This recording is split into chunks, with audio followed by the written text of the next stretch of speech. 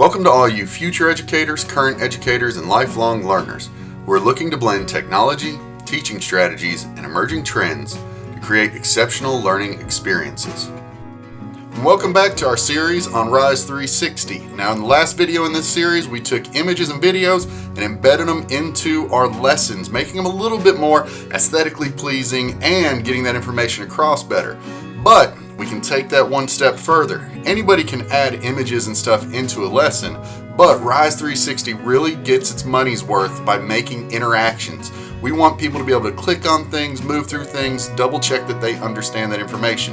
And we're going to do that by implementing in interactive blocks into our lesson.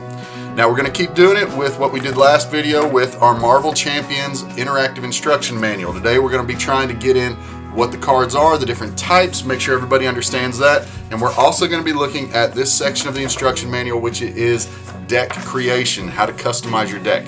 So we're going to put those things into Rise 360 and we're going to try to make sure that it's interactive so that everybody knows what they need to do when they get started to play this game. So let's go ahead and jump into it and see if we can't make this thing work.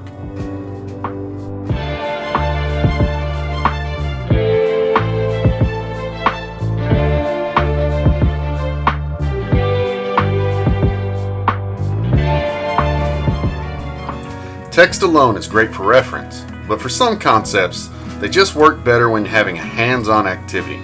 After all, players need an interactive way to explore the rules and practice the game. And that's where Rise 360's interactive blocks can help. With features like labeled graphics and accordions and self-checks, we can create a guide that lets players learn concepts more effectively. So let's jump in and build some interactive elements. First, let's add a labeled graphic block. We'll upload an image of a correctly built hero deck and label the different card types so that new players can understand what belongs in their decks. For example, every deck must include an identity card, a set number of aspect cards, and basic cards. With this interactive image, users can click on each section to learn more. Now let's see if we can go in and add a labeled graphic. So to do that, I'm going to go to the area that I want to add the graphic into. Then I'm going to hit the plus icon. Once I do, I can select Interactive from the main navigation menu, and you'll see that labeled graphic is one of our options. So let's go ahead and select it, and that adds it into the course. Now we need to edit it so it fits what we need. Let's go to Content, and first let's go ahead and edit the image itself. When I hit Edit, I can do Upload New Image, and we'll select the image off of our computer. Once that uploads, we're going to move the pre-populated plus icons, which are our clickable areas. So we'll go ahead and drag it where we need it, and we'll drag the second one where we need it as well. Let's go ahead and add two more while we're at it. To add them, we just go ahead and click on the area that we want to add one in at. So let's click one there, and let's add one here. Now I've got the information pre-populated on the side, so I'm going to copy and paste it, but we simply click on the different markers and we can edit or add the information as needed. So clicking on the marker 1 will allow us to edit that information. And then I'll go and I'll copy and paste in the information I need to have in that area. And then I'll repeat that process with the rest of the cards.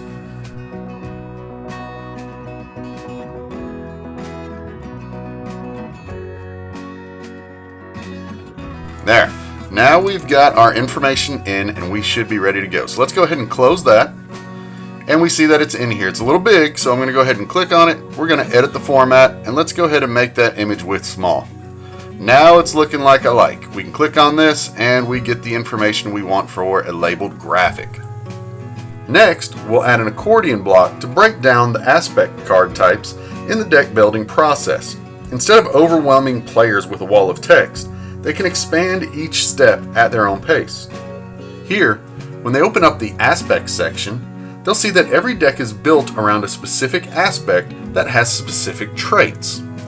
Once they understand the different aspects, they can add the one that best fits their playstyle. Now let's go ahead and see if we can add one of these accordions in. To start, we're going to select where we want it to go, and in the lesson I think I want it to go right here. I'm going to go ahead and add a header in here just so that it makes more sense as to what we're looking at. So I'm going to go ahead and add just a heading, and then we'll go ahead and name the heading.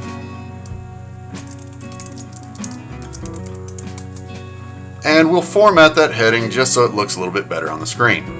Now that we've got our heading in place, let's add in our interaction. So we hit the plus icon, then we're going to go and hit interactive on the main navigation menu, and at the top you can see we have our accordion. So let's go ahead and select accordion, and it adds it into our content for us.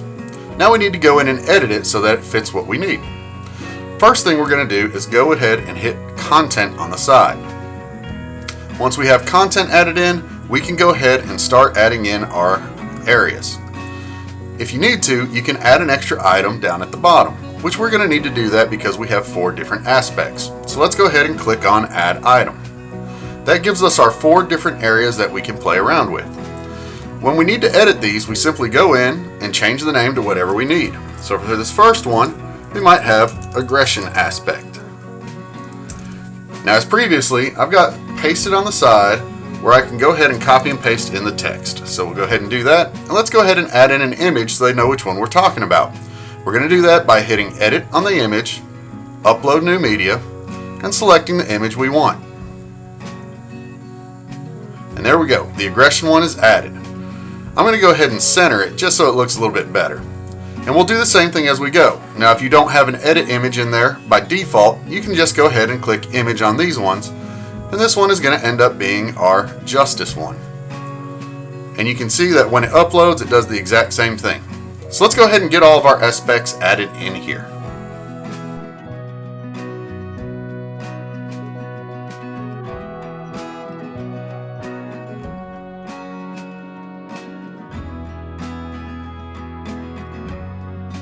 Alright, and that adds in all of our aspects. So now we can go ahead and close this, and you see that it's already gone ahead and added in everything and edited it as we needed.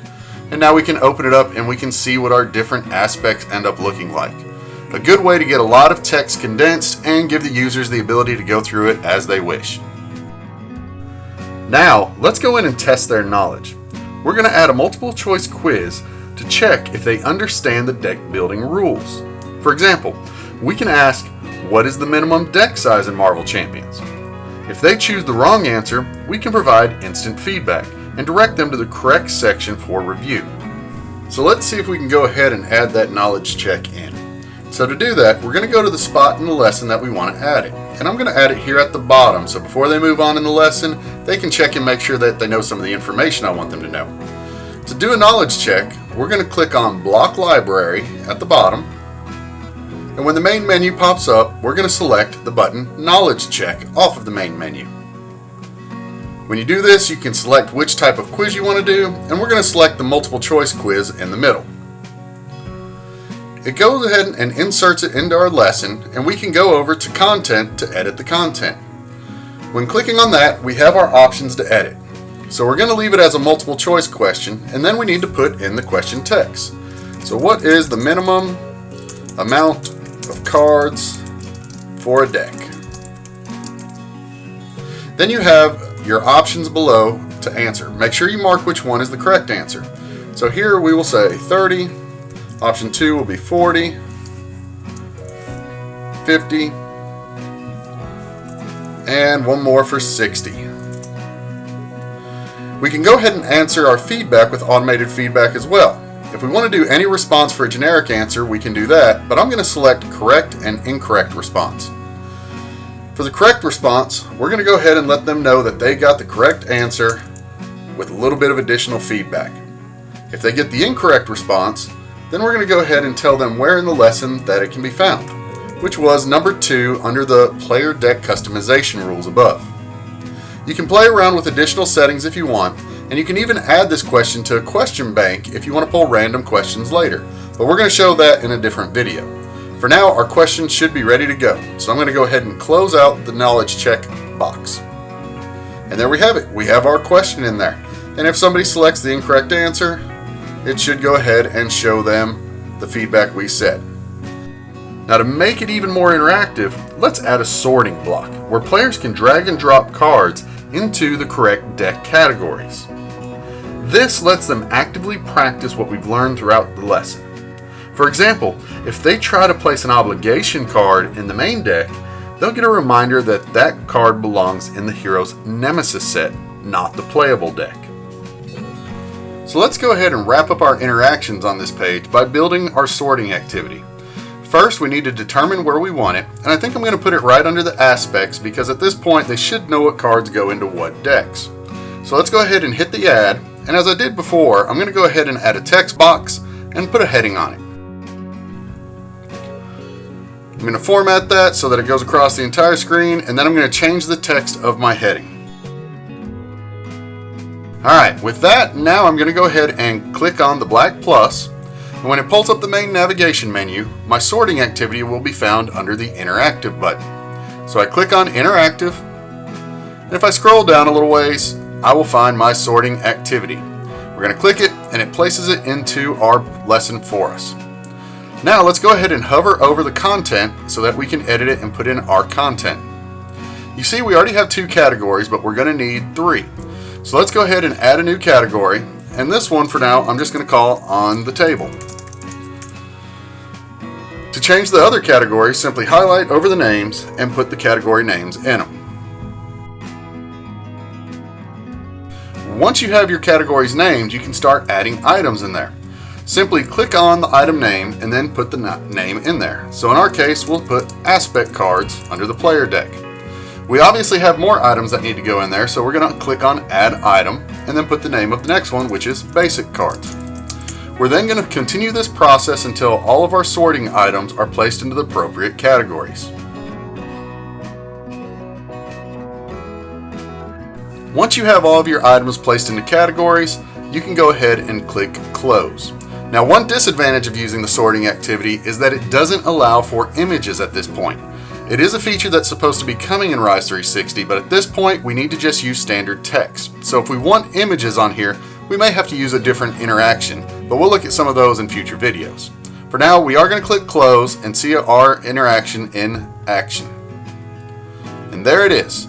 Now we should be able to go in and we can start trying to guess which item these go into.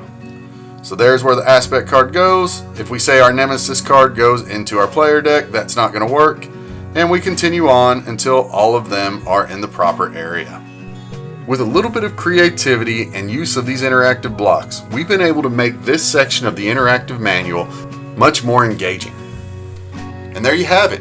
With using these interactive blocks, we have now been able to take this static instruction manual and make it into an engaging experience. The players will be able to not only learn the information about how to make custom decks and which cards are allowed in there, but they're actually going to have a chance to go in and test some of that out, play around with it themselves. And that's what we were shooting for. Now, I think we can take this one step further and try and use something like our branch scenario options in Rise, but that's definitely something for a future video. Now, if you want to see that video when we make it, make sure you hit that bell so that you guys get first access to that video when it comes out. Now, what other things do you think we can do to make that instruction manual a little more interactive? We didn't hit on every one of the interactive blocks, so are there certain ones that you think would be beneficial that you want to see? Are there other features of Rise 360 that you guys want to see and be able to use in projects like this? If so, make sure you go ahead and put those down in the comments section, and we'll try to get those videos created as soon as we can.